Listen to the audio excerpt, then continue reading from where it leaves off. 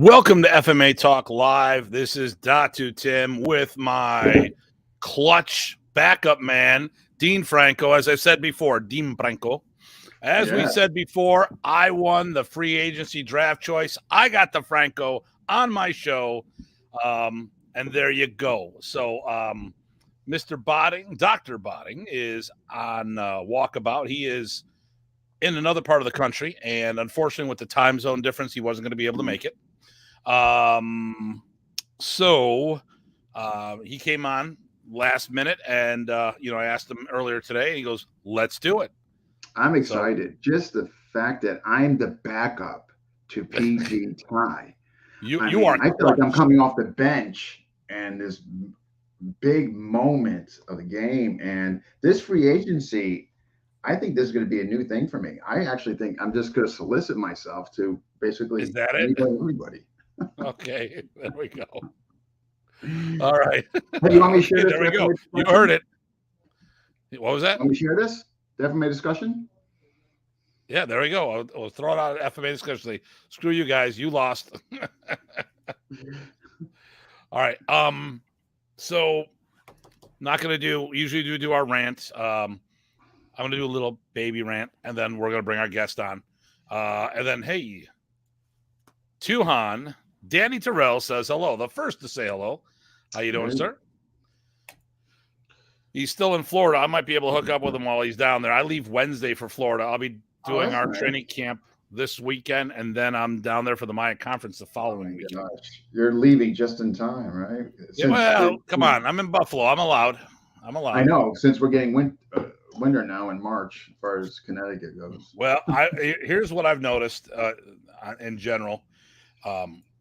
I don't think winter is longer. I think we're seeing a seasonal shift where it starts later. That's interesting. I never thought of that. That is interesting. Oh, I'm sorry. Okay. Magino Guro, not Tuhan. Okay, my bad. Magino Guro. Okay, and then from Canada, Maria says hello. So Maria is basically acknowledged I am part of FMA Talk. She didn't say acknowledge the fact that you are now here. See, she didn't say what is Dean doing here? So, no, she didn't. She's like, of course Dean is here. See what I mean? And then Master Parsons says hello to the two of us. So once again, it's not a surprise to these people. They're like, okay, hey, Rich. See? They're just like, boom, boom. So here, I usually when Ty and I talk, he knows about something that's ticked me off, and then he's either fueling me or calming me down. Usually calming me down. But my thing here is this. Here. I'm gonna be your therapist now. I you're my therapist? Multiple roles. Okay. Okay, there we go. You're gonna help me through this. Okay. I'm going to help you. So I'm going to say, Dr. Tim. Yes. What is your rant today? I want you to get this off your chest. Simple. You're either part of the problem or part of the solution. Can't argue that. Okay, something's going on. You could be part of the problem or the solution. If taking no stand making no choice is a choice. You're choosing not to do things. You see a problem that can be fixed, and you choose not to be part of it. You contribute 100%. To said problem. I never liked that whole thing. I'm going to be Switzerland. No. Now here's the other thing too, though. Tied with that, just because we don't agree on things doesn't mean we can't work or be friends. Correct. I like Italian food. Someone else might say I prefer German. Okay. So they don't have taste. That's all right. They can do whatever they want. But we all have our own taste of things and music, whatever. But when we talk about politics, religion, and martial arts, people start going crazy. Or talk to NASCAR fans about anybody in there. Why can't we just express a different opinion? And if you don't like it, that's fine. But at the end of the day, you're either part of the problem or the solution. So and don't go to other people and try to. My further issue with what you just brought up is when you have those who are neither not being part of the solution and the part of the problem is then when they go to others to try to get them and twist them into their allegiance or what they against somebody else. That really bothers me. I used to have someone in Buffalo that's no longer here, and actually Master Parsons can talk about it. He came in, this guy took a meeting with him, and the mindset was, this is a person that didn't get along with me, so if you didn't side with him, you were in Camp Hartman. And it could just be like, I got no skin in the game. I've got no skin in the game. And here's the thing, like I tell people, like listen, Dean, you know some of the people I don't like. Mm. Do I tell you not to talk to them? 100% no. Right. Okay. I don't tell you, if you're dealing with this person, I'll never talk to you again either. I don't put people in those positions. I have plenty of friends that don't like each other, and that's fine. But unless it's someone that's got like baggage, like they're doing something illegal and stuff of that nature, if it's something like illegal, if you're doing crimes against people, then you have to draw the line, because it's then I say, hey, dude, deep into ethics, and morale. But that's it. Small baby rant. Thank you for being my therapist today. Do you feel better? I feel so much better. See my role, man. Now listen, Ty's a freaking doctor, and he's never taken this approach with me. Man, he better watch that. He better be watching this show eventually to see that you may have surpassed his role in the job. My contract is coming up, so there we go. Oh, all right. So there we go. Here we go. We got a whole bunch of posts all at the same time. So good evening, gentlemen. Okay, that's from Steve Benkel. Sachi Dean is everywhere. Yes, he is. D-Man says, all right, finally. I won the draft choice. That's what had happened. He's free agency now. How's it from Homer? Good. What? Being adults? Exactly. Yeah. Wait a minute. Is this what I think it is? Holy cow. Whoa. I haven't had him stay on the show. Did Brian give you a black eye? No, this was a result of yesterday working on grab and stab. And I went to go bring my shoulder over and go across his chest, and we had a collision of the heads. So all right. So interesting. So I'm being nudged by one of my four-legged assistants over here. So I'm going to be very upfront. I know very little about this person. We chat online, talked on the phone before, had a great conversation. I like the vibe. We talked about a few things here. We had similar backgrounds in some aspects and others completely different, but there was a similar mindset in things. What I'm going to do is pull this person up. And I'm going to do this from the ground up without anyone knowing what's going on or who. Oh, hold on here. Come up with a better story.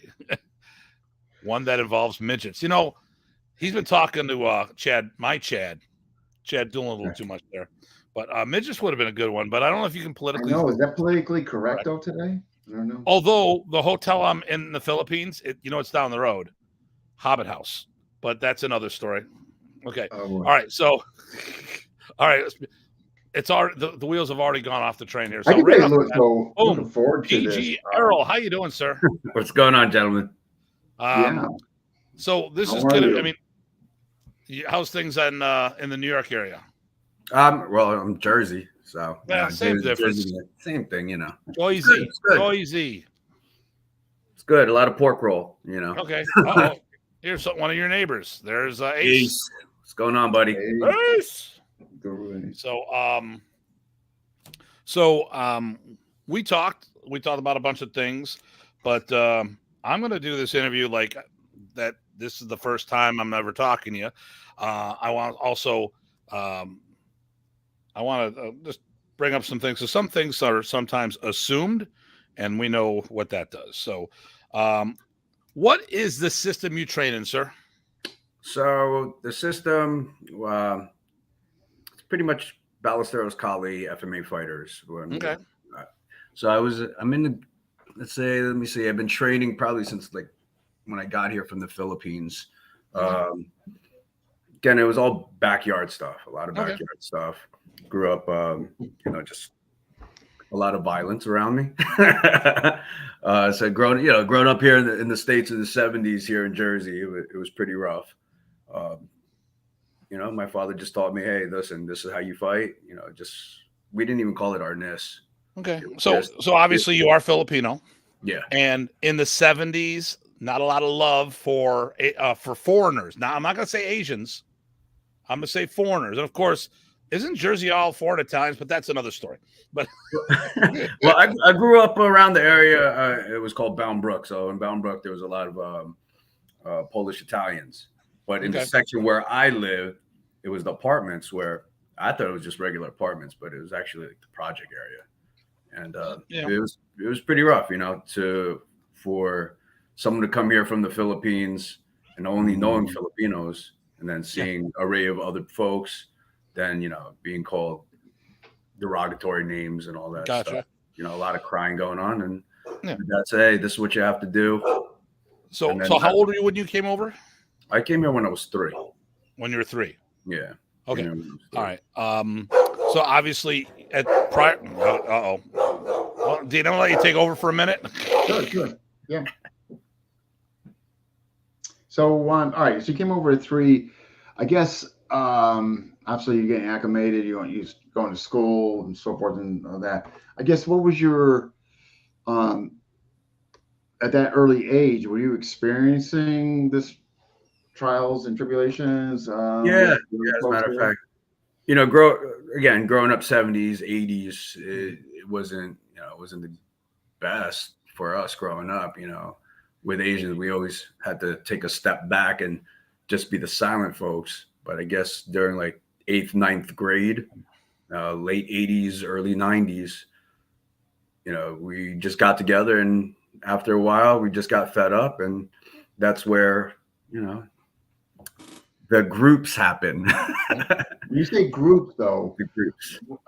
Was it more now? Be a gang. The banding together, was that mostly Filipino or other Asians as well? It was Filipinos first, and then it became an array of African Americans, Hispanics, a lot of Filipinos, a lot of Asians. But you know, after a while, you just get fed up with everything, and we just got together, and you know, and then it gets out of hand, and training happens with, you know, my cousins and everybody else, and people who knew karate, people who knew some kind of FMA.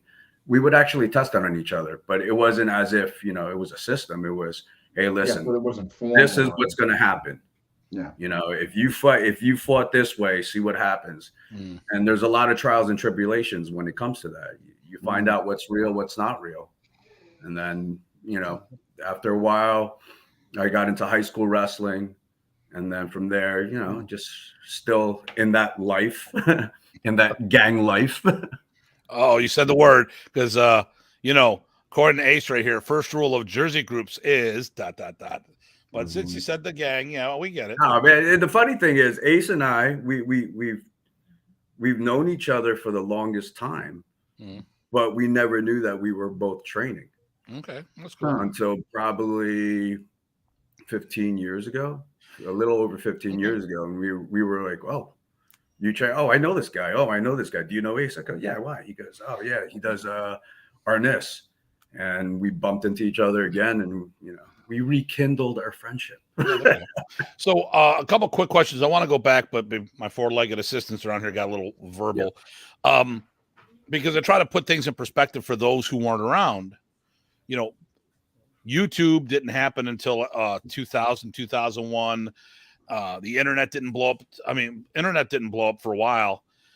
So did you have any English in your vocabulary at 3 years old, or were you learning it after you got here? No, in the Philippines, they were actually, my family would only speak to me in Tagalog, but they would always tell me to respond back in English. Okay. So if anyone speaks to me in Tagalog, to me it sounds English, but my response is English right away.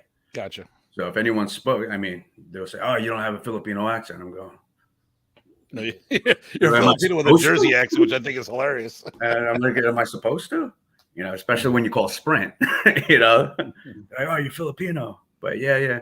And then after a while, I guess I wanted to get into more training for Filipino martial arts. Okay. And a lot of my friends were like, "Do you think you could beat this guy? Do you think you could beat that guy?" And again, you know, my fighting was my fighting, the only thing that we really knew.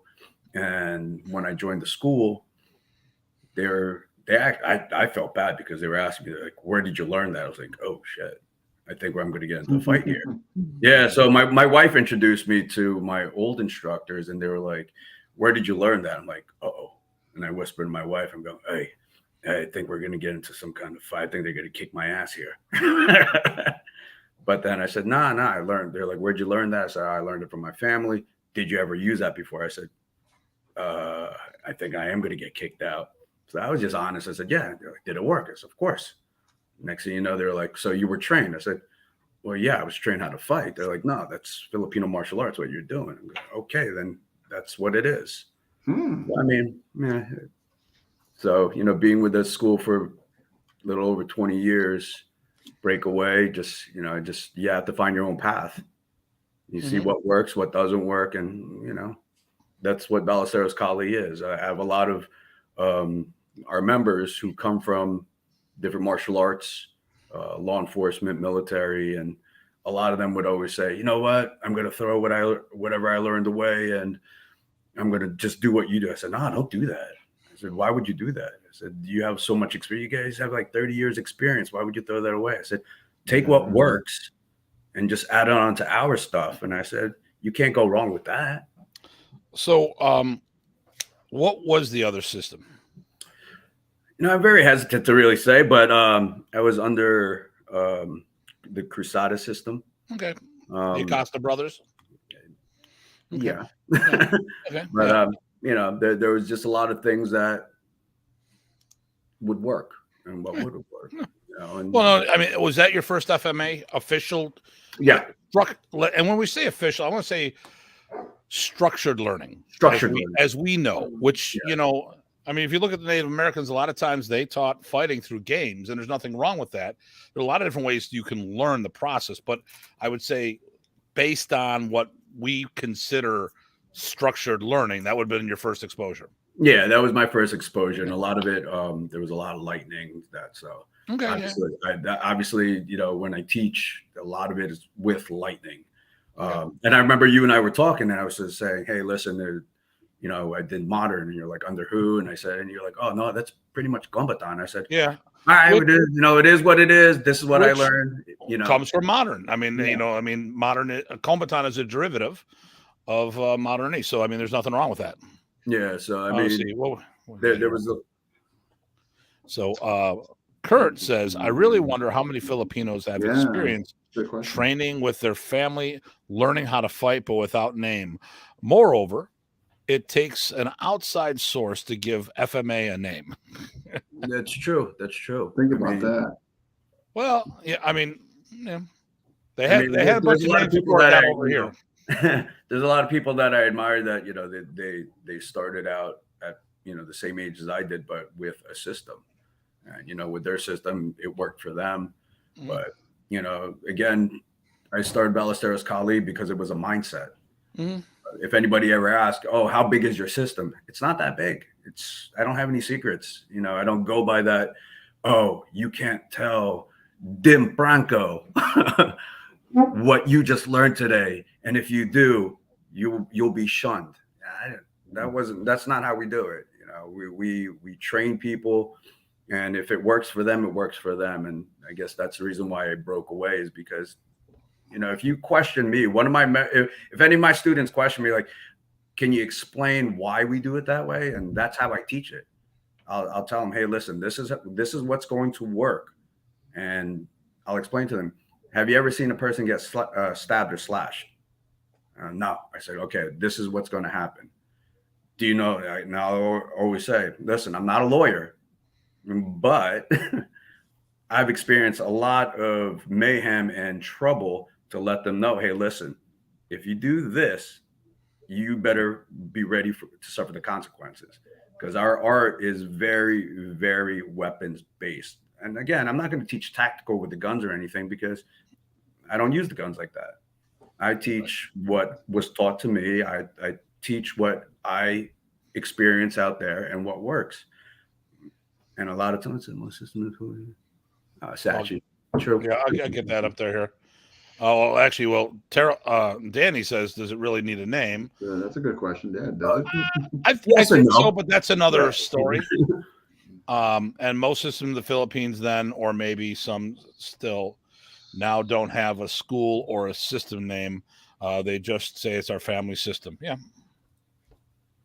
Just I want to ask, just to piggyback off what you're saying like that, as far as your students, I think it's really important. It sounds like you cover this, and you probably touched upon it when I interviewed you with Sachi, and that, like I tell my students, what's your moral compass, and what you're gonna do, you have to think if it's gonna be legally defensible. You know what I mean? And kind of that, how those two can, you know what I mean? Depending on, where's your moral compass, depending on the setting, who's with you, loved ones, of course, that's going to change everything, right? And again, that legal defensible aspect, is what you're doing. And I kind of just share that with my students as a general guideline. And again, I don't have such, I have a good amount of students and a good amount of following, but it's nothing like gigantic where it's. Yeah, but you know what though? Based on what you do, I don't think you even want like. No, I don't. It's you have to worry about it. Only that, and then it starts to get watered down, and then you're paying it. You have to monitor somebody out all the way in. Well, here, let me ask you this question. I know you guys are trying to find out about me, but so when you guys teach the classes, do you teach what works, or do you guys really truly follow the system that was taught to you guys? That's a fantastic question, because I used to teach when I was really following systems, but when I kind of broke away and I kind of now recently formed my own system, it's basically what I found that comes out of just hard sparring or that quote unquote overused pressure testing, and that. But that's a fantastic question, because I was kind of in that lane of kind of, show what you're supposed to show and this and that. Yeah. So, but I kind of very, it's funny you brought that up, because this is, I'm still in transition to this, and it's recently just happened where I think, I don't know if I should go public with this, but I might be just like breaking away from everybody. I'm just like, because here's the thing, and it's not that I have anything remotely. I love my instructors. I love them for all different reasons, and I wouldn't be with them if I didn't love them and have an appreciation for them. But what I'm finding is, like you mentioned early in the show, it's time to kind of break out and go on your own. Listen, I've had my students do the same thing, and I'm fine with it, because they still carry the name. They'll say, oh, it's Ballesteros Kali, but I have hey, that's cool, just as long as we all get together, get some food, get some drinks, and we train. What is that divide? Because let me tell you, the reason why I also pulled away is because of the fact that when it's being taught and you go to other instructors and you see other instructors, so for example, I'm training, I see Datu Tim teaches a certain way. I like that. I'm training. Hey, Datu Tim, do you mind if I share that with my students? Why? Because it works. I like it. If he says yes, awesome.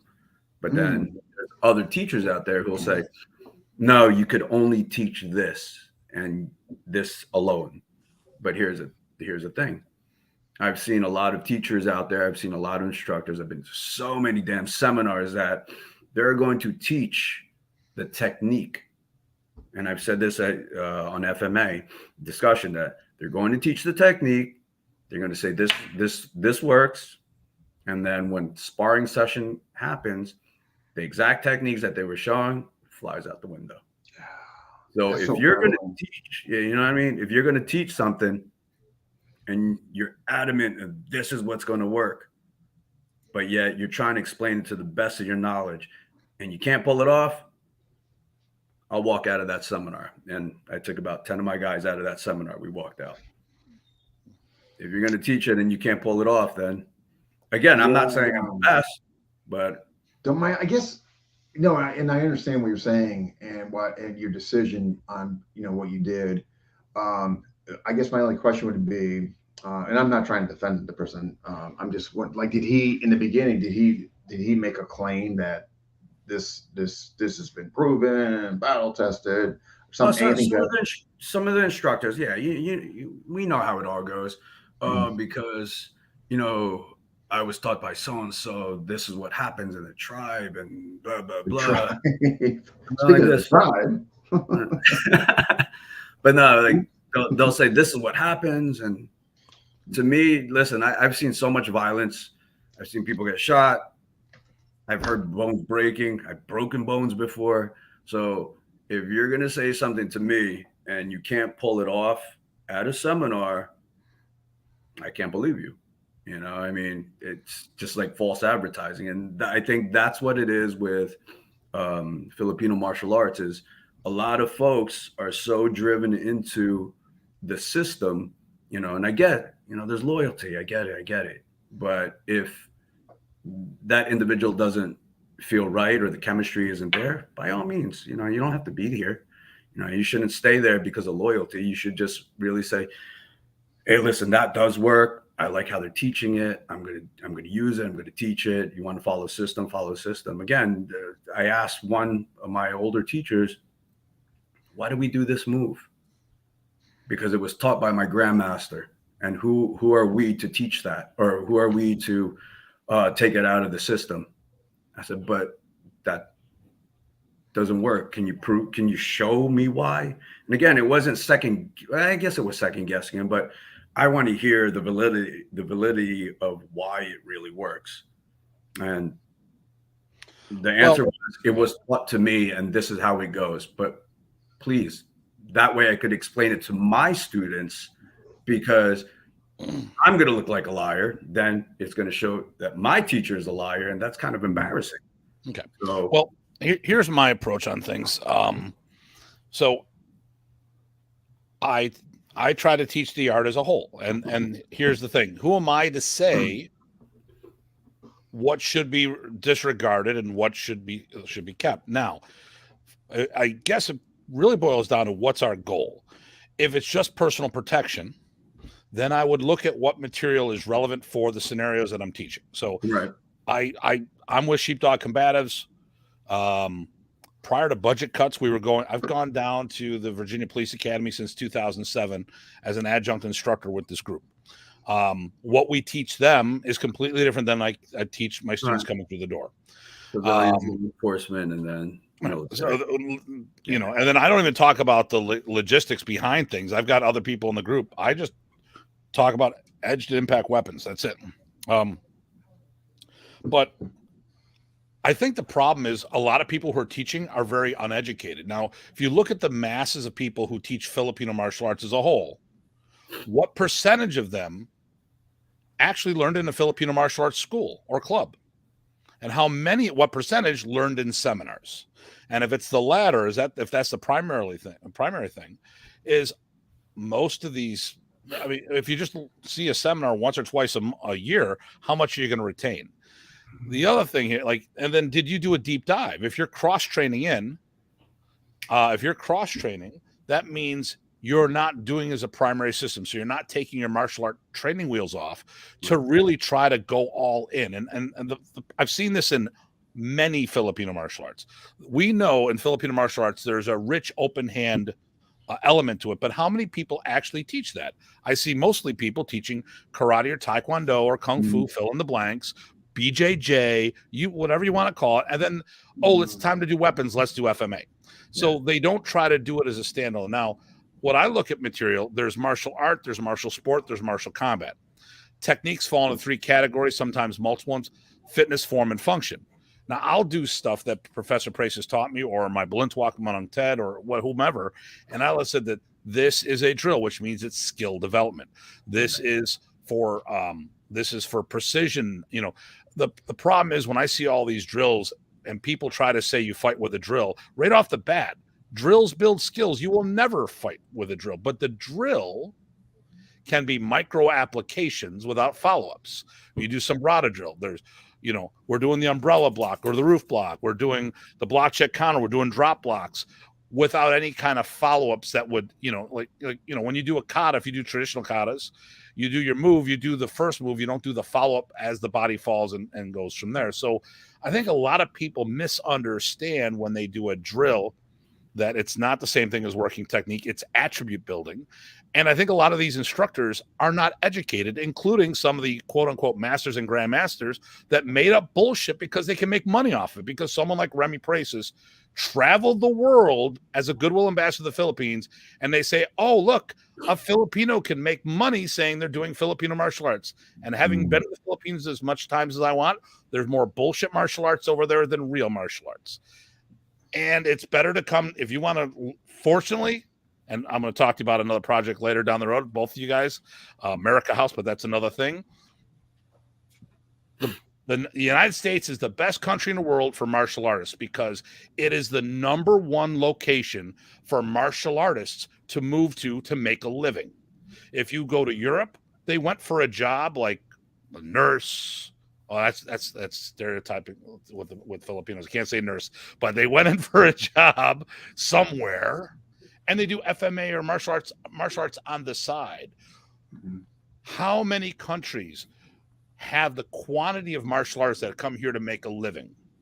But of course, a bunch of those people are making up bullshit as they go along because these things didn't exist. Because unfortunately, as we know, the occupation of the Philippines by the Spaniards, much of their culture was wiped away by an occupying nation. Okay, there's my rant. I'm sorry. There was my rant there, Dean. You know you got one. But I mean, it's, at the end of the day, we know the quantity of people that make up bullshit that have never done this stuff. Anshan Bakan twice killed people in stick fights, did time both times. But then you got these guys. Oh, I made the guys in the old Datu videos, the Lionheart videos or whatever it was. Oh, the head danced in the sand. Really? This guy got in two fights. Did it really? Yeah, and like, come on, you're all full of shit. This stuff. Listen, Lola, tell me the truth. Look at how many of those guys are dressed up like paramilitary wannabes. And listen, if that's your clientele, by all means. But I look at all this cult-like mindset. I mean, when they're all walking around with toy guns in their holsters and shit like that, I mean, come on. And even some of my friends do that. And I'm like, do you really got to do that? Please, not in front of my friends here. I'm trying to give you an opportunity. Wear something else, But I mean, there's things that it took me years to figure out applications for. But I know there's more. But I go into other systems that may have contributed to Defying Modernities to get more answers. So I will try to preserve as much of the art as, I try to preserve everything I was taught. But if it doesn't have a purpose, I will find a purpose for it. We do an up and down motion with just a hammering, and Professor you do the abanicos. I know it's here. We go. I'm doing Dean's Piper system here. No, but as you do the abanicos, he would smash down the hand because the hand doesn't go much. Yeah, there you go. See, that's why you're still second string. You're not primary guy, so I get to pick on you. But I'm going to have to do something about my game. I'm going to have to. I was around Topher Ricketts, and for our up and down, he had a completely different application, which helped me make more sense. When I was with Dr. Meng Ji, he's doing the angles of attack the way we do in modern.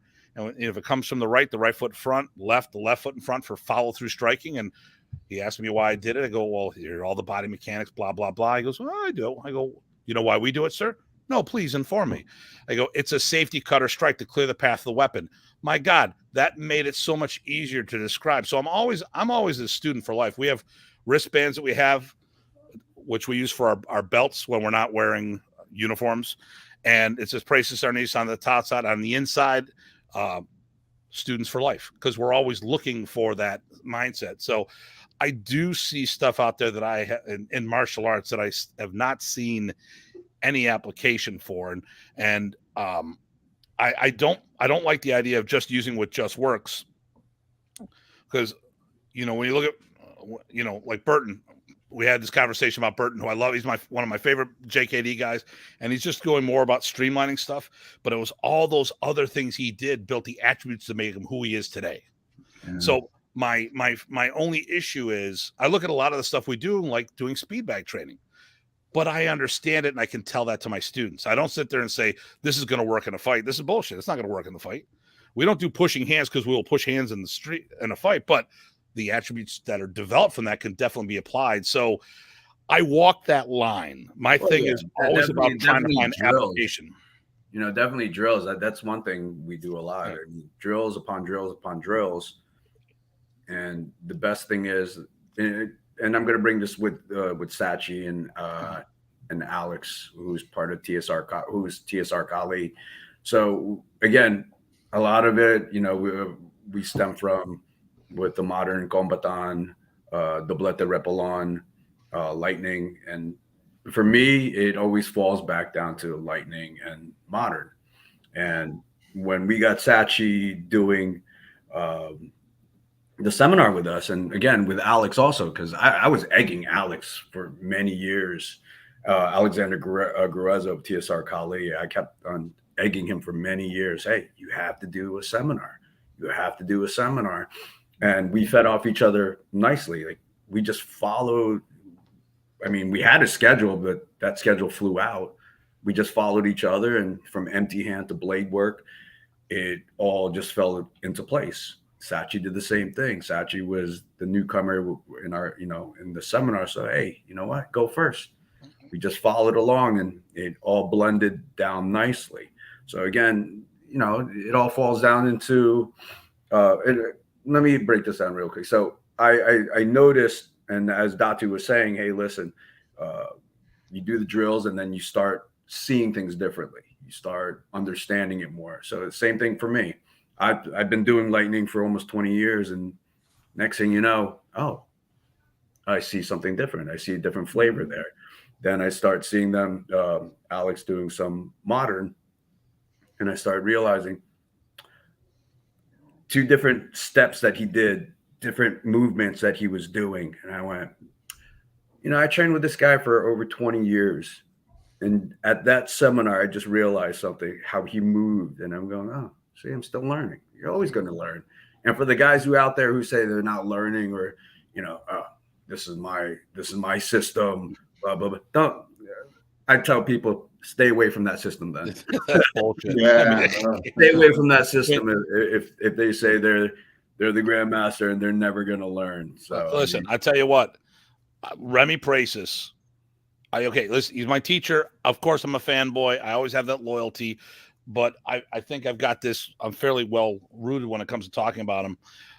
He's always telling me he was learning from us all the time, because sometimes what he learned was a better way to describe something because something wasn't working. Sometimes we may have misinterpreted what he wanted, and it actually sparked something. So let's get caught. By the way, Errol, it's Tim. Dean, it's Datu. Datu Tim Francos. See? You know, we have to put an S at the end of that, right? Dean Francos. All right. So for individual learning, it doesn't need to be named. However, for preservation, now that's it. If we're talking about preservation, it's important.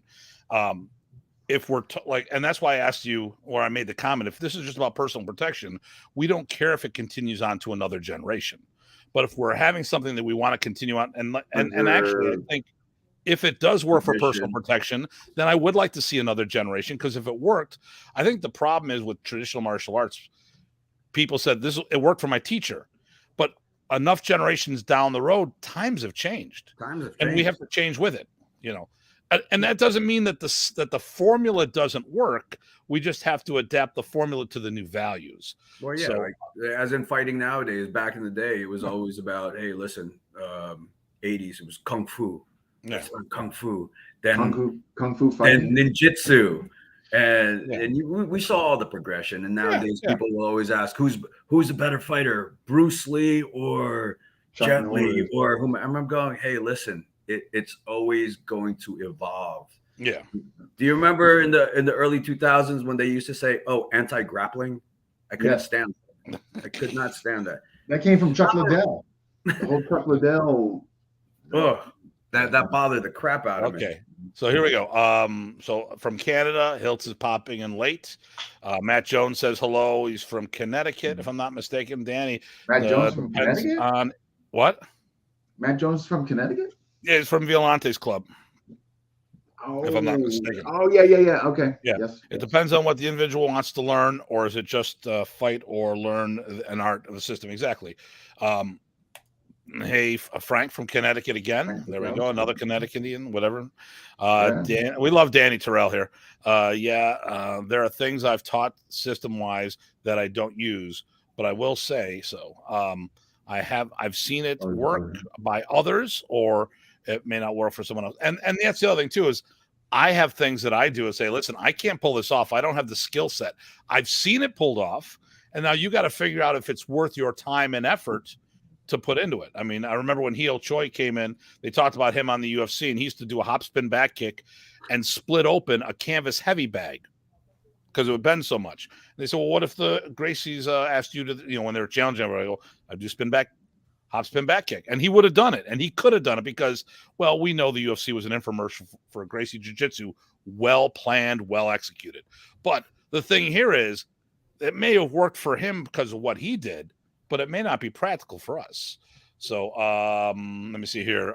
Kurt, you have to be able to ask questions and hold accountability for all and that's the other thing too, is I say stuff and I'm constantly questioned about stuff that I don't want to say I make claims, I make statements. And then when other people make their statements and I ask for validation and stuff, it's all cry foul. If I say I can pull something off or this will work, if I'm not willing to prove that it's going to, then, why should I, I mean, people should be calling bullshit. I mean, and also like Remy would do the 1, 2, 3 slap, grab, hit. And we still do that, but I've changed the application because now back then people would do the full committed punches and they don't box like they do now. It's like, all right, well, let me see here. If a jab is 2 counts, it goes out and back. And if I'm going to go slap, grab, hit, there's 3 counts. So if we're equal speed, that grab, that my hit I won't be able to grab because I slap as they punch. I try to grab as the hand retracts. So where will that technique be valid if it doesn't work on that? Oh, what attack stays out there? A grab or a choke. Now someone tries to grab me, I have that opportunity. And being Buffalo, a hockey town, we're always about pulling the jerseys over their head and hitting them in the face. So, but that's just me. I'm let me see. Boom. Let me. Here we go. How deep did you train it? Yep. Okay. Don't throw out what you got there. Don't be a slave to it. Exactly. Danny's just like on a roll here. Mr. Terrell. There's always a different perspective to gain. Yep. And the thing here too is, even when we talked about this, you didn't say throw shit out. You want to make sure that people that it gets it. You want to give stuff its try and stuff like that. What works for one person may not work. Yeah. Again, and then May De Leon from the Philippines says hello. And then this guy Errol says hello. He says that rat. That rat bastard. Allegedly, someone called you a black sheep earlier. So I am the black sheep. That's Sachi. Sachi's Dean is pulling overtime. No, Brian. He's not pulling overtime. Brian, you've been asleep at the wheel. I'm an official free agency, and I'm testing the waters. And I jumped it out. I got him first, like last week's show. Boom. It's like going to the combine for the NFL, but different. Boom. Skillful violence versus historical and cultural arts. Never ending debate. Here's a good thing too. There's material out there. So there's that one knife disarm where the guy puts it up, the kid puts it to the person's neck and he clamps down. And he does the disarm going underneath. You say, all right, that's bullshit. Is it? Now here we go. Everyone's like, what, are you on drugs? No, not today. But if you think if that may have come from feudal Japan, what would the samurai have been wearing? Full armor, face shields, protective gear. If a knife is there, you can clamp down with that facial guard. Protective gear. There are in some forms of jiu-jitsu, there are armored throws as well as armored recoveries. Now, when firearms came into play, that became irrelevant. But now that people have body armor that works, that may become relevant once again. So that is the risk we run when we throw stuff out. But I understand, and I agree 100%, not everything has today's application. But there could be a future application. So it's kind of something we want to keep it in the wheelhouse and say, all right, I actually have a category of when our training go, here's some of our historical material. I don't want to throw it out, but it's something that professor would do. It may have been some one-offs. He may have found out that it just didn't work for everyone. It was just something that he was good at doing.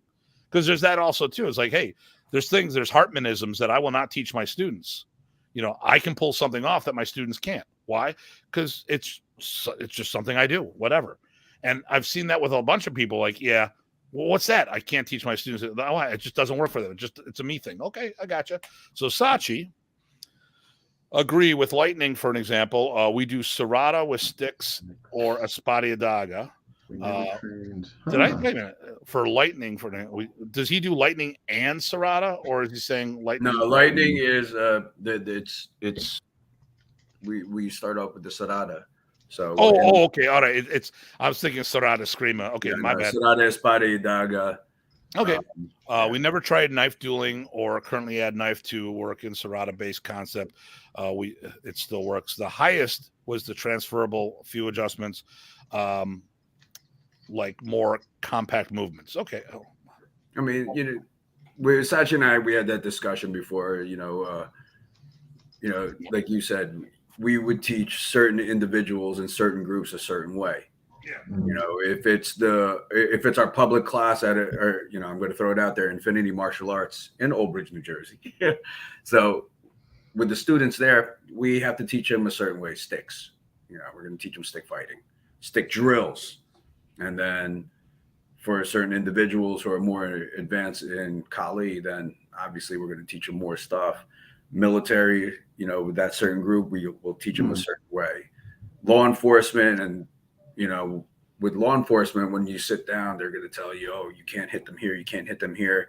This right here is the green light. This right here. They're going to give you the whole. Yeah, so we would always have to teach them a certain way, and a lot of the instructors, who's teaching Filipino martial arts on the Facebook world, they're always going to say, this is what we teach our law enforcement. And I could tell right away when some of them, when they're saying that, this is my law enforcement. Not really, because what you're teaching your law enforcement, they can't actually use it. They can't actually do that. They can't use it in the field. So I have seen FMA guys get into things and show, and even their own students saying, you got to stop teaching that. Oh, I show it for attributes. Stop that. Don't even do that. They show for social media hits is what they do. Well, you know what? I'll be honest with you. I in my early times, I would post a lot of videos, and that's how I started becoming known. But then I started realizing the responsibility that comes with it. So that's the reason why I actually, so now it's on fans only? Yeah, my only fans. Like that. Let me, right there. Look, my soy sauce shirt. All right. So evolve, innovate, test, and repeat. Very good. Okay, here we go. And of course, he's playing free agency card. All right, now you better believe it. I'm going to milk this until the cows come home. We got Alex on. Okay, here we go. Alex, you're taking up my screen here. All right. I think a lot of my favorite moments teaching is when I try to show a student a technique that may have worked for me, but for whatever reason, it doesn't work. Now, be the person I demonstrated on a bit taller, stronger, or whatever. So I invite the class to help me figure out what can work. Oh, there we go. That's cool. My students know I don't know everything, and I'm not above asking my students for what they think that might work as well. That's cool. A lot of them know things that I don't, and I've welcomed learning from them. Oh, that's cool. That's really cool. And then, of course, Eric says hello. Eric O'Brien. Eric O'Brien. Yeah. Do we know where Eric's from? Eric is my student in Florida. Yeah. Okay, here we go. And then Alexander again. The reason I enjoy teaching with Errol is so much to this day is because we are always questioning what works or trying to figure out what works or what to figure works. My dyslexia is kicking ass today. Be it always involves Scotch these days, but another level of training. Yeah, that's a different level of training. There we go. Boom, Danny. And there's legality, use of technique. Yeah. And I'll always say when I teach, disclaimer, I'm not a lawyer. I'll always say is it legally defensible where you live? Well, and that's the thing here is like when we do Filipino martial arts and here's it always, and Ace has been part of these rants too. And we did 3-part shows on Dean's thing. If we're going to do a martial art program and we want people to train with us, we need to be self-sufficient, which means we need to have all aspects. And if the aspect is only to kill, then how useful is that in the society is going to be? And do we become a menace? Remember, there was that New York City bouncer incident decades ago where a person changed all blade all the time, not the shirt that Dean's wearing, but a different group. And I think he might be out of prison by now. He is out. Yeah. And what had happened is one of my guys actually knew him. And he's like, what happened? I was drunk and I did what I was trained. And he, and the thing here is seminar with him. Not every situation merits a lethal response. And when you put a weapon in the eyes of the law, that's going to probably fall in the category of lethal use of force. Because even if I take my knife out and I use this as an impact tool, anyone who's armed with a firearm, I pretty much give them the green light to shoot me, because they don't know the intent I have. All they see is a blade or something coming out, and they don't really have to second guess my intent. If there's a legitimate perception that their life is in danger, they could use lethal force to protect themselves. But check all the details of that specifically, because I don't want people to say, hey, you said this, Well, yeah, that's why I was saying. But why can't we? I don't carry a knife because I do Filipino martial arts. I've carried a knife ever since I was 10 years old, because my dad had 100 acres of property. All right. We had farms. I did all the crazy farm stuff except cow tipping. That wasn't a thing when I was a kid. And no, I didn't date any of my cousins, although a couple of them are kind of cute, and I wouldn't mind going down that path. But my family tree resembles a tree. It is not PG to but at the end of the day, we can't. I mean, it's cool to do all this stuff, but some of the arts out there, we got to remember, if you're training to kill people, that's still training to kill people. So we got to make sure that we are a force of good for the community, not a force of evil. It sounds like a comic book thing now. Here we go. All right, here we go. Ace. A distinction between that can be made is classical versus traditional versus modern training applications. Aware of the origins, but realize why and when. Drills versus concepts. We all need more education. Right there we go. Right there. We all need to get more education for our students of the art. And part of that education is understanding how to teach. Understanding, and if you don't know something, ask. And if they, like you said, if you go to the instructor, they're teaching you something. If they don't know, then they should. Now, I was coming up the art while Professor was alive. And when I did things that I didn't necessarily know the application for. So, and if people ask me, what's this for? I go, it's a requirement on the test. We're going to do it. It's actually on my list to talk to Professor next time I see him, because I had a list of my checklist of why do we do this? What's this for? Blah, blah, blah. Some of the stuff I figured out on my own. So, and I would validate when I would be around him. But, there's a lot of things, Professor, why are we doing this? Why are we doing that? And sometimes people make connections, and like I saw Professor do, we call it obstruction removal, where you slap, grab, hit, and they block it. You slap off and you hit them again. You remove the obstruction. Well, he did it against the hand. He did it against the stick. Then someone came out with a barong and did it again, and he pulled it off. But the thing was, he relinquished control of that edged weapon to hit the person in the face. And I'm like, I understood that he was trying to show how it all works, but from a self-defense situation, I know that he would never have let that blade go or that arm that controlled the blade, because why would you control it and then let it go? And I think a lot of people don't always look at that. They see their teachers doing something and it's a monkey see. We learn by rote.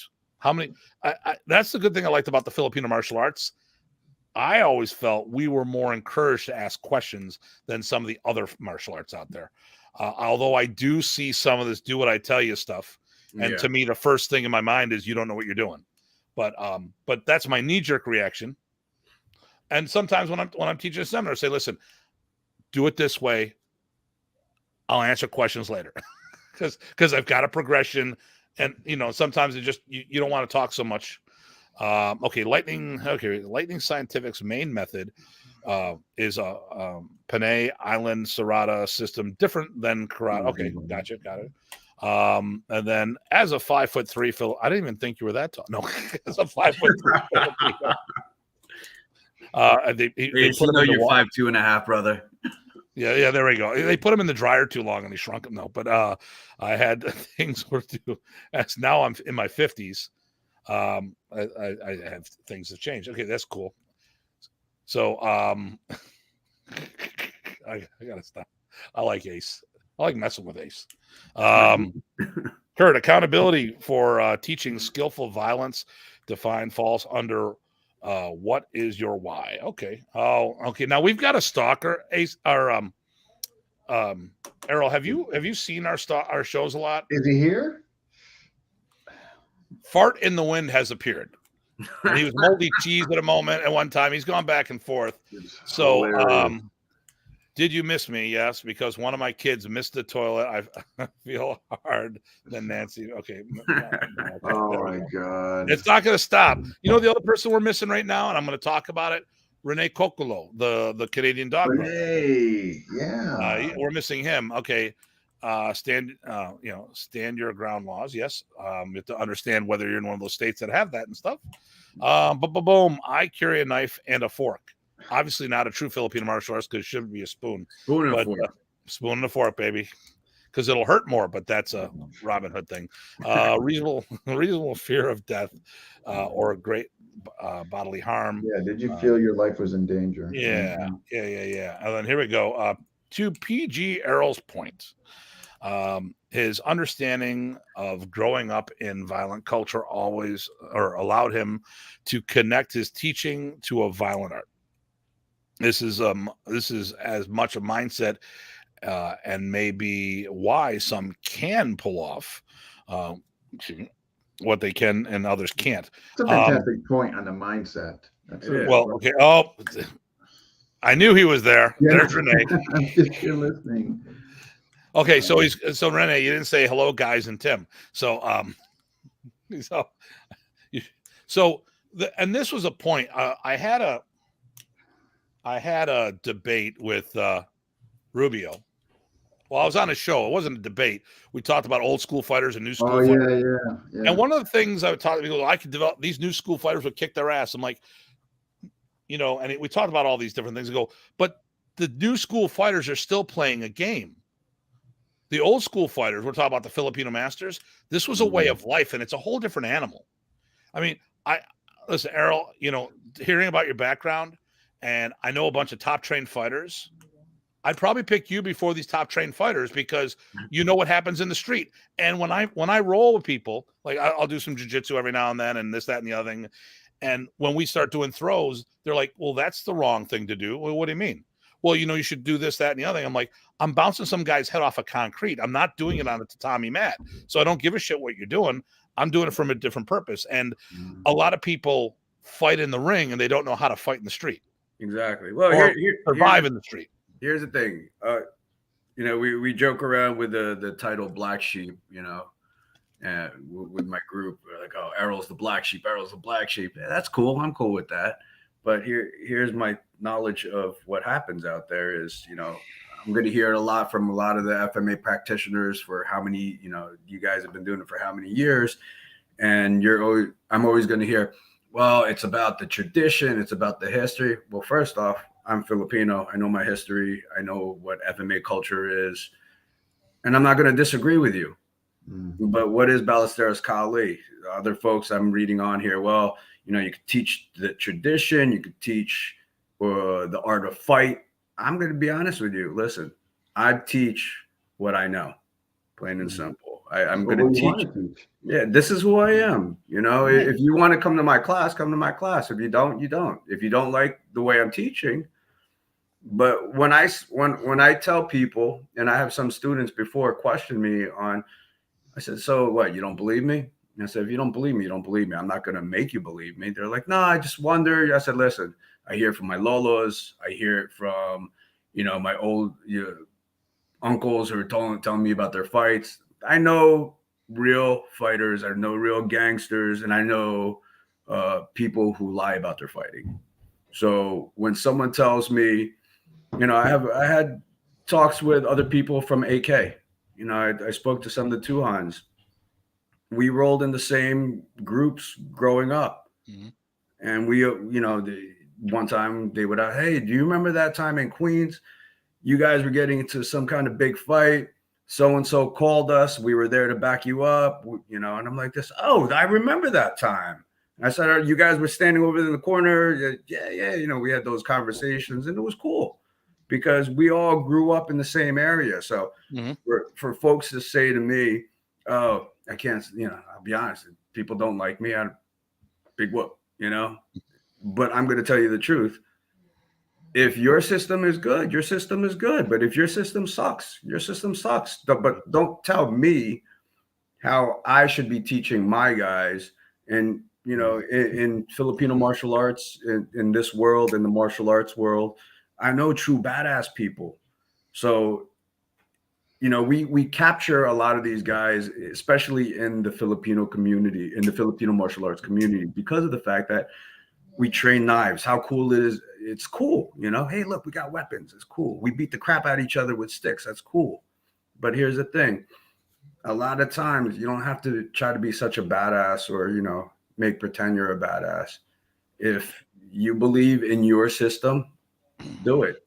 I'm not going to tell you not to do it, but don't tell me. And I tell my guys all the time, if someone's trying to correct you, be humble. Just listen. Yeah. Again, I don't play like I'm Yoda or some kind of Bushido guy because I'm not. I'm teaching what was taught to me. And as I said, my teachers from back in the day, when I asked, hey, why are we doing this? Because it was taught to me. But why are we doing it? Because I see that, for example, a candlestick block. I've broken my fingers numerous times trying to perfect it. Look at that finger. It's crooked. So to me, that candlestick block like this, I had to find a way to do that. And I said, oh, if I did a shot like this, but reinforced it right there to teach it, that way when it ricochets back, I could do. Way it was taught to me, I'm going to put my hand. I've done that so many times. Even in sparring, I would say, yo, hit me as hard as you can. I want to try to block it. If I can't pull it off, no matter how many years I've been doing this, I'm not going to teach it to my guys because I find it is if someone's teaching some kind of tack work and they're pulling it off, excuse me, and their team is pulling it off, teach it. But again, if you're going to teach me some blade work where you're going to say a stick is a stick and we're going to move like this, no, come on now. Just like Bram Frank, when he was telling about the bolo and I was watching, I was going, exactly. You feed the blade a certain way and you feed a stick a certain way, so that's the way I do it. Okay, so here we go. Fartlight, we're going to get caught up on some comments here. If people realize how they messed up, they could get from a scalpel or an X-Acto blade. They would have a hand in like, okay, here we go. Boom, 99% of the world could not defend themselves, yet 98.5 will never do anything to prevent that. Masters, alphas, master betas. We're waiting for Renee to drop some of that Canadian wisdom on us. Proto and Sam did not fight in a ring, but they fought over a ring. My precious. Okay. All right. He does have some good days. Unfortunately, sometimes my dyslexia kicks in a little more than others. He corrects me. Thus, what is your why? And that's it, really. Are you doing martial art? Are you doing martial sport? Are you doing martial combat? I don't care what the hell you're doing, as long as everyone around you knows what it is. If I'm teaching martial sport, if I'm teaching martial art and I'm selling it as self-defense without working any of those applications, there's the issue. And like I said, I've been doing Balintawak since 2000, so 23 years now. I love my Balintawak, but it's geared for stick dueling against a trained opponent. And the fundamentals in there, if you talk about which is almost like that, Remy may have gotten the block check counter from Balintawak. What I would learn day one of my Balintawak was the stuff that worked on the street, and the rest of it was all about attribute building for me, because there was no way in hell I was going to get to do any of these techniques because you needed a trained fighter to pull it off. Okay, but I digress. Okay, what is Fart Like a Wind? I teach cake making with a hint of fighting. All right. Masta Batas. Okay, that's from Brian. But he's got more. Fart Like a Wind's got a lot more. I fought with, this is probably going to be bad. I fought with Queens. They were mad when I was the champion, and that I rocked them with their mud on their face, acting like a big disgrace kickboxing, but all over the place. Okay, all right, there we go. Yeah, I was thinking about different Queens, but that was just as good. He did the Chevy by the levee the other day too. So that was funny. Yeah. Brian Rodriguez, I see you. Is that a name of your gang? I don't know what that. Oh, the Mastabaras, that one right there. And then Cruz Badas. Okay, all right, here we go. Following the finger looks like the candle burnt out long ago, but the legend never dies. See the stuff I got to put up with, Errol. All right. I think the finger. Good show so far. Yeah, there we go. Boom, Brian.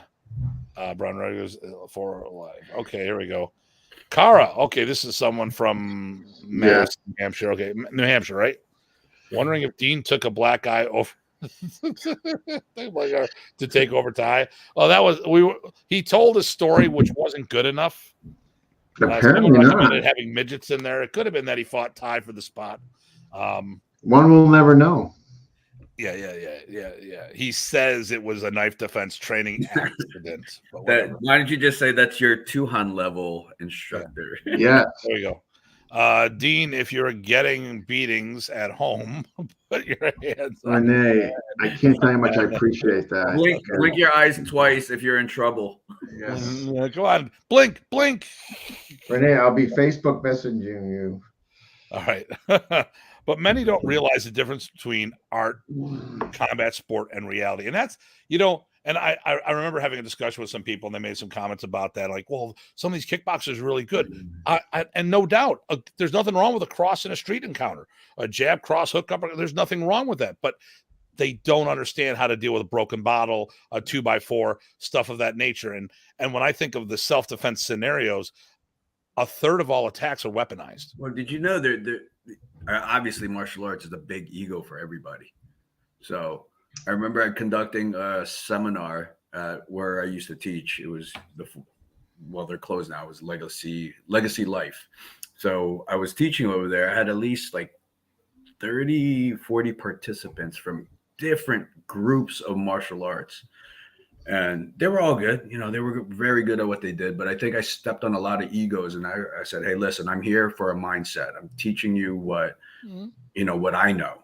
And towards the end of the seminar, I took 4 people versus one for a mass attack.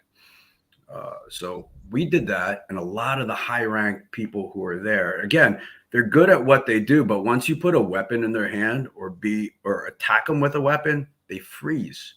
So a lot of these guys who were being attacked dropped their weapons. And what happened? They actually balled up and just start going like this. And I told them, hey, listen, you have to ask yourself now, why are you taking a martial art? Like you asked, why are you taking this martial art? There's nothing wrong with karate. There's nothing wrong with judo. There's nothing wrong with what you guys are doing, but it's a mindset. What are you training for? And so at the end of it all, I saw a lot of their head instructors give me a sour look.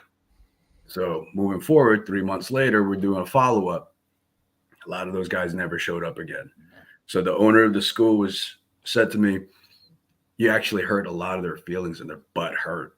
I said, listen, I wasn't here. And I told him straight up, I'm not here to tell you that your art sucks. I'm here to tell you it's a mindset. What are you truly training for? You have to ask yourself that, because if you're just training for meditation, if you're training for strictly mat work, you have to know how to flip it. You have to know how to do mat work, flip it to street work, just know how to flip it.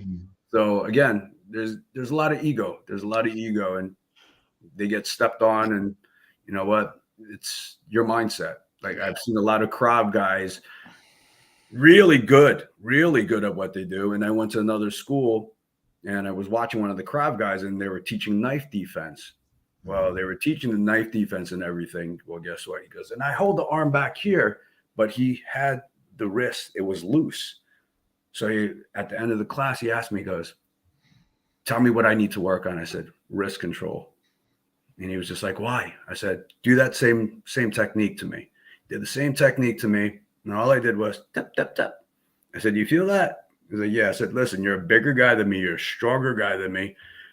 If you hit me, I'm down. But listen, with this blade, if you don't control it, my little ass is going to kill you. So again, there was another person whose ego got hurt.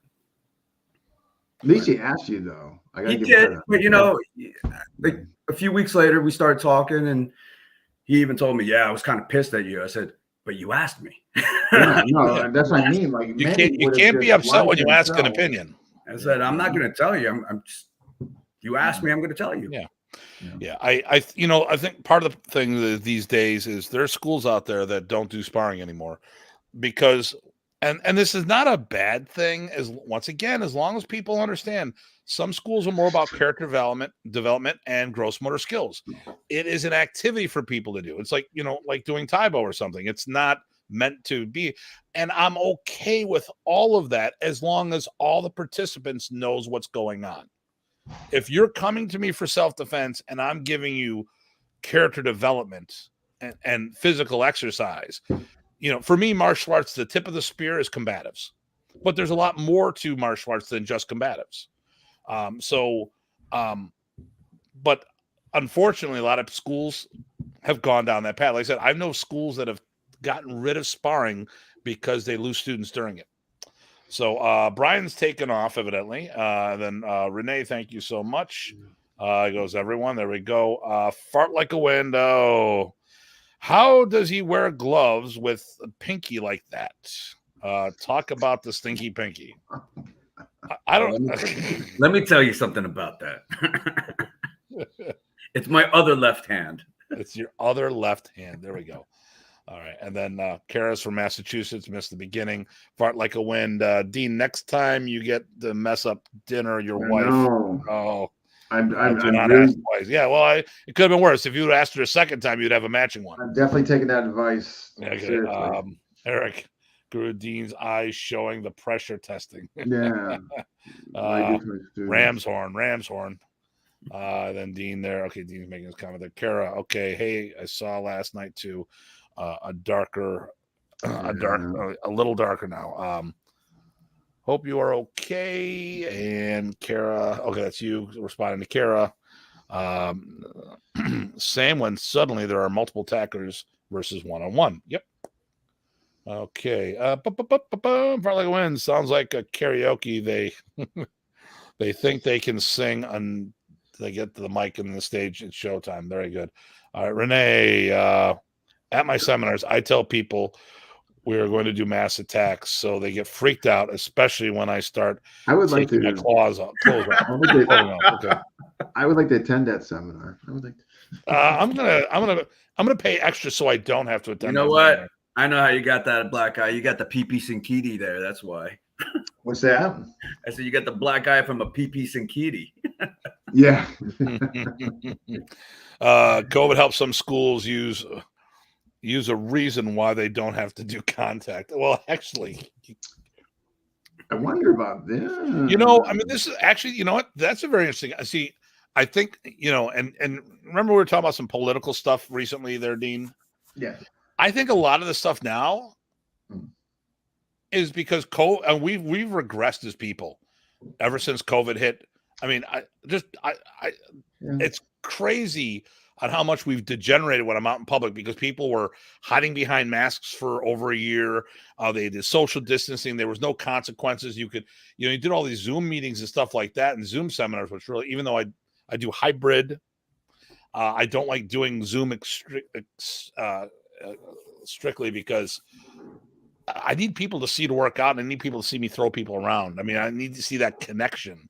But I think because of that disconnect, our society has really gone sideways because of that. I think it's going to take, just for the socialization or lack thereof. Oh my God.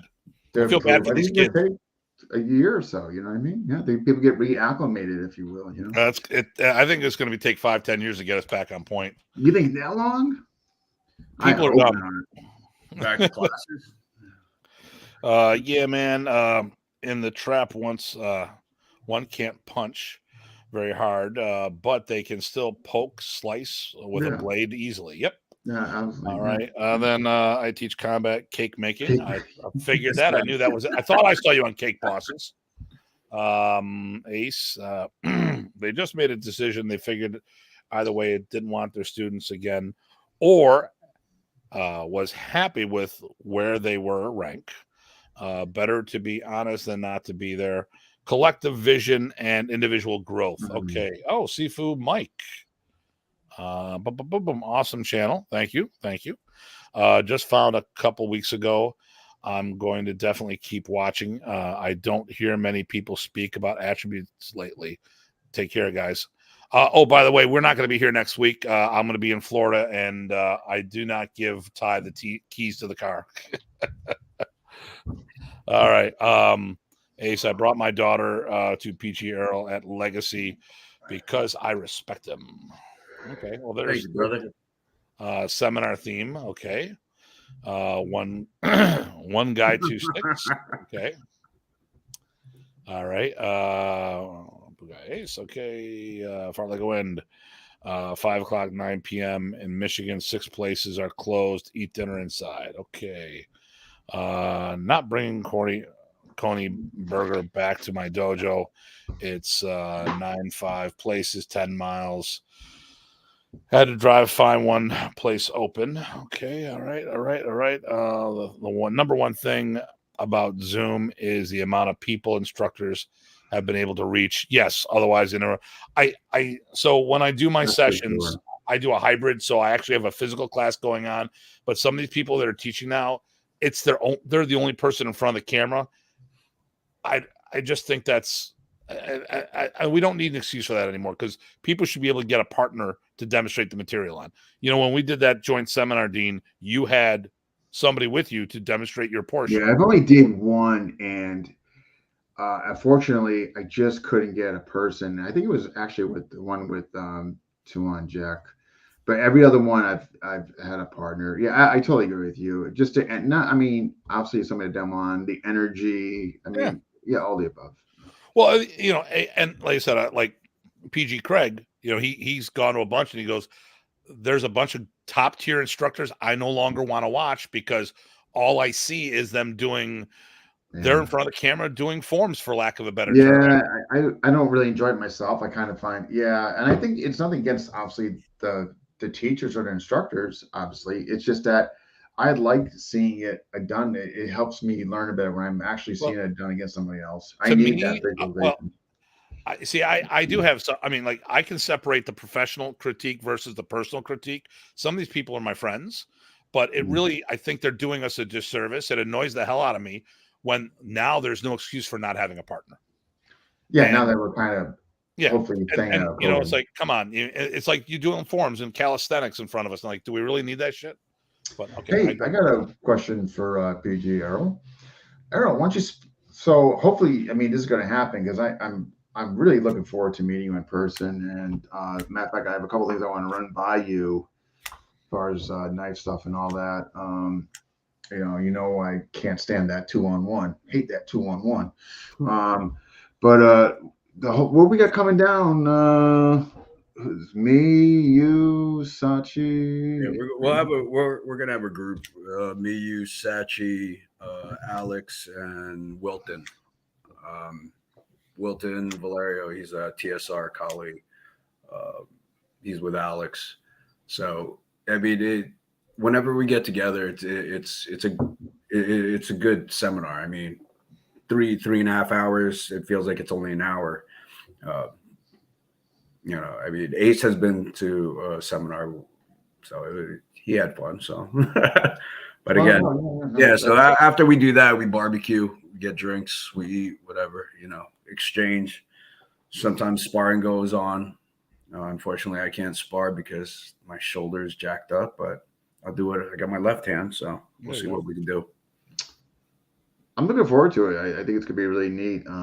Yeah, I hope we can get a date where it obviously mutually works for all of us.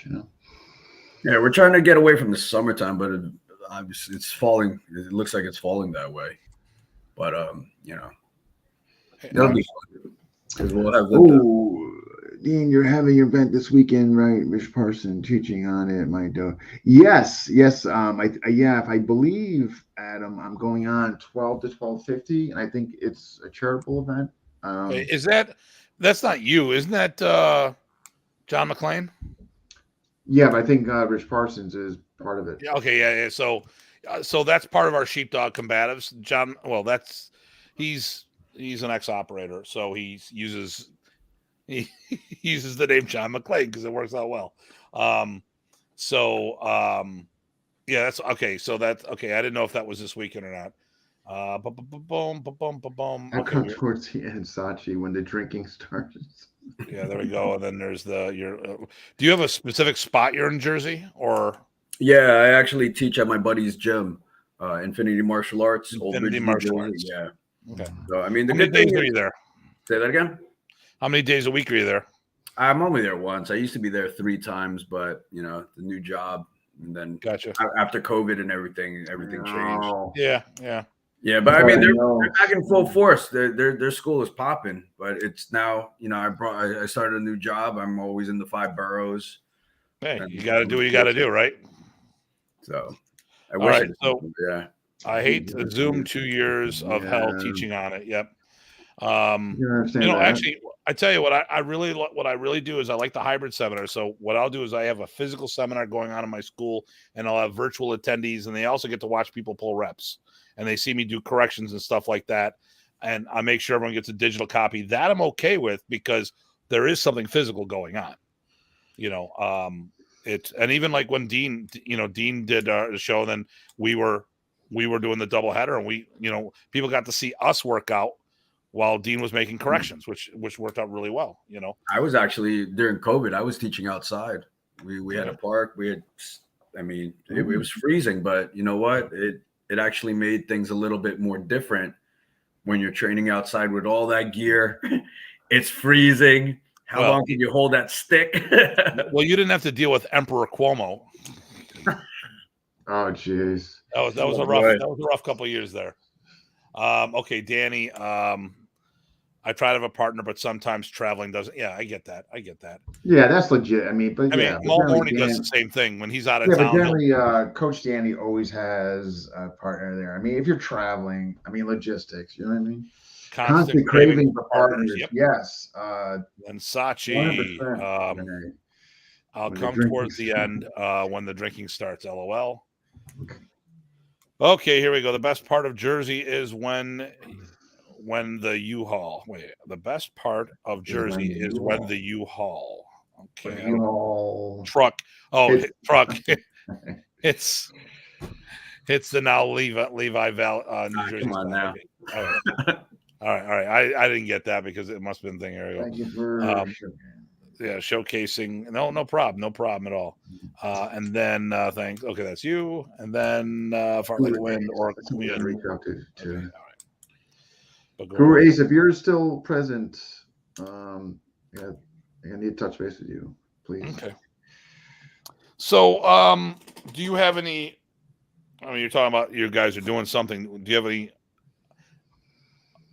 events coming up shortly that you're going to be part of? No. Okay. All right. We were actually trying to put it together for April, May, and it kept on getting pushed. So we're talking about a big group putting something together, and everyone's schedule is a little bit different. So I'm trying to get you down here, and I'm still doing construction in my house. So Oh, me? Yeah, you. Yeah, you, mister. Hey, I'm always willing. Even though if it isn't Jersey. Actually, I like Jersey. I used to go to quite a bit. For times, I used to go up to Lodi to Ray Gallant's event. A few other places here and there. That's right, Lodi. Yeah. Okay, I'm looking. I'm trying to do my job, which I don't always do. Because Dean took over, so you know. Yeah, that I'm bastard. telling you, this could be where Dean runs FMA discussion from the back scenes, but he's running FMA talk in the front scene. I mean, who knows where this can go? You know what I mean? So, Do you have a website there? I'm going to ignore him, Errol. Do you have a website? Nah, I used to, but you know what? I just really chilled out on that. So all right. So listen, is that Facebook group still good? Yeah. Okay, here we go. I'm gonna put it here. If you guys want to get a hold of him, suck it up and get on Facebook. He's also on Instagram. But here's the link on Facebook right there. You know, and I'm gonna go put the IG link up there because I know how to do this. I know technology a little. And it's awesome when it works. That's just the other times. Oh, there's messages. And I will find. Okay. You personal, is that okay? Yeah. Okay. All right, here we go. Copy or whatever this is. Boom. Just put it up there, Kurt. Kurt was just asking the same thing. Okay. And then so I'm broadcasting on so many different channels. That's why this thing blows up. Yes, sir. Anytime. Is when he says. Okay. That's what Ace told you. Like I said earlier about my system, there's no secrets to it. I'm not one of those guys who, like I said, there's no secrets. Love Guro Errol stands behind his teaching philosophy, just teaching what he was taught. There we go. You know, and you know, at the end of the day, the secret of all this stuff is the same. Just do it. Do your work. You know, if whatever you want. Listen, here's the nice thing about martial arts. You can apply it to anything. I mean, like, as far as if you want to do sport, you can take that material and do it for the sports scene. You just want to do it more for health, you can modify it to do more holistically. You want to talk about ripping someone's spine out like in Predator, you could do that as well. I mean, of course, you're going to need some claws and stuff like that. But I mean, you know, if you think about it, all martial arts were deadly at one time. You tell me karate isn't? Okay, I punch him in the belly. You punch him in the throat, same damn thing. It's just about target allocation. And I don't think any martial art, I think all the martial arts has all the potential for everything that we do. It's just they don't train the applications of the scenarios. Filipino martial arts, we're heavy, we're very weapon centric.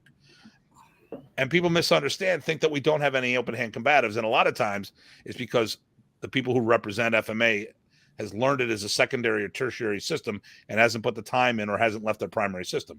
So, great interview. This evening, guys. No, that's a good night for now. Thank you, Sachi. Thank you, everybody. And then Danny Terrell put in the time actually working the material. 100%. Okay, so you don't have anything coming up. Renee, here we go. There's a bunch of words I'm writing to confuse Tim for no reason to make him read it 3 times. Microwaved. Did he just write microwaved? Of course he did. Okay.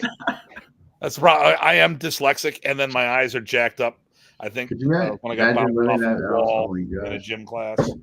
But yeah. So okay. Well, I was there anything else that we didn't cover that you'd want to share with us? Oh no, not really. I mean, but here's one thing. Just remember, even with FMA, a lot of folks see the blades, the sticks, the strikes. We also have our grappling. We also have our dumog. So again, you know, but a lot of times when I see dumog nowadays, it looks so much like Brazilian jiu-jitsu. And I have nothing against Brazilian jiu-jitsu. I'll tell you why. One, I'm a wrestler, okay? And a lot of my guys are also BJJ guys. I roll with them. I enjoy it. But from what I see when people are doing dumog,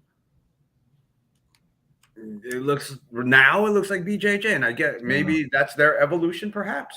No, can I give you a rationale why? Because I did an interview on this, and one of the guys in the Philippines I was interviewing actually kind of admitted it. And what's happening over there, I can't speak for here, but what's happening over there in the Philippines is that it is now being used as an umbrella term to encompass anything grappling oriented. So BJJ is mixed in there. If you've got judo mixed in there, Roman Greco, whatever grappling discipline, they're throwing kind of an umbrella of Dumog.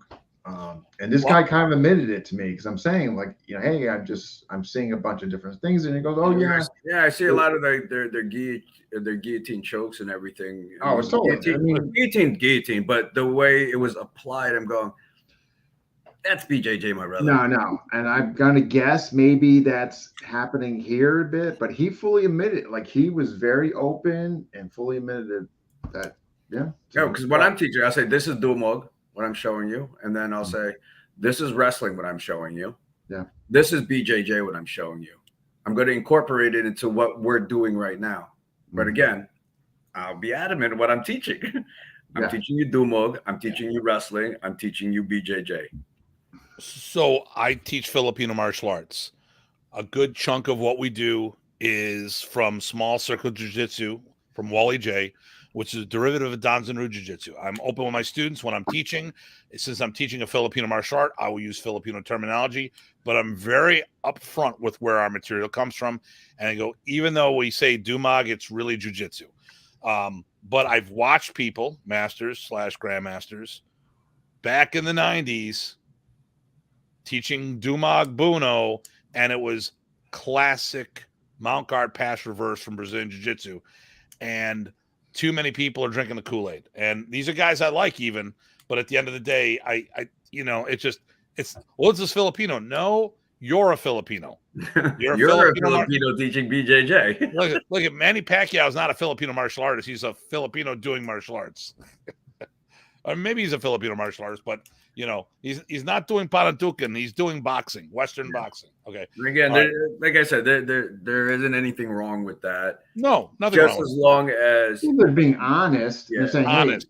Hey, it's an umbrella term. Yeah. Anything we do, we're throwing under here, and we tell the students, And I do that in my school, and we're upfront with our organization. I mean, I do a lot of stick grappling. I do a lot of stick boxing grappling, and they're going, oh, how come you do so much stick grappling? I said, I grapple. Well, there you go. I grapple, and I know how to use the weapons properly to grapple with that. And obviously, people are you shouldn't grapple with a stick. Listen, sorry. Listen, come to my class, and you'll see what I'm talking about. Okay. All right. Okay, so let's get caught up before we wrap things up here. So Lyman, nice talk. He said goodnight to me, not you guys. Apparently. Is it my hair? Yeah, I think it is. But you know what? Someone need to take Ty's spot, and you're filling in that role. Do you buff it like he did? No. Look at that. Fresh cut. I see. It's a choice. You're choosing to shave your head. Just for you guys. There we go. Good interview. Thanks for your time, gentlemen. Hope our paths cross sometime. We can share some playtime. Hopefully I'll see you in a couple of days in Florida if you're still around. No, it looks like bad BJJ. Well, it depends on the group we're talking about. Thanks from Ottawa, Canada. Good FMA discussion. Good FMA Through you. discussion. You, D-Man. Thank you. Do we know D-Man's name? He's the man. I think it's Dean Franco. Yeah, probably. He is the Dean. Form follows function. Branding eventually gets us all. And then Steve, thank you for a great show. Always learn so much. And then when dead, getting more swords. Okay. All right. So here's what. Oh, here we go. And we do a GoFundMe. Yeah. Blah blah blah. Renee, hey gents, good show. We're also okay as well. Okay, you were also okay as well, Tim. Okay, great. Thanks. I was waiting for that one. I meant swords for Dean. Okay. Thank you. And thanks all. So listen, we're off next week. The week after, I've got Grandmaster Carlos. Patalinghug, if I'm not mistaken. He is the U.S. director for WECAF. Carlos, I'm sorry. What was his last name? I'm sorry. It's I'm just kidding. I'm just kidding you. I would do the same. You're gonna have Grandmaster Errol Ballesteros next week. Yeah, there we go. So I've got him coming on, and then the week after that, we've got John from Empty Mind Films. He did the documentary on Fighting Sticks of our Niece. He followed my crew around, and basically, it was Tim's excellent journey in the Philippines, except I was kind of in the background. He just followed our trip, went around. I let him loose, and he did a phenomenal job. I liked probably the best produced documentary when we talk about video quality and stuff like that. It may not be everyone's cup of tea, but I really enjoyed it. Then I don't know where we're at, but that's what we got going on. So we're off next week. We got the U.S. director of WECAF the week after that, and then the week after that we got we've got Empty Mind Films stopping by. Now, I am working on a project, so it is this is I don't know if it's the third or the fourth, the Can-Am FMA Summit. Okay, and that theme, it's either going to be 24 or 25. I haven't decided yet because there's a bunch of things I'm hosting that might be an issue.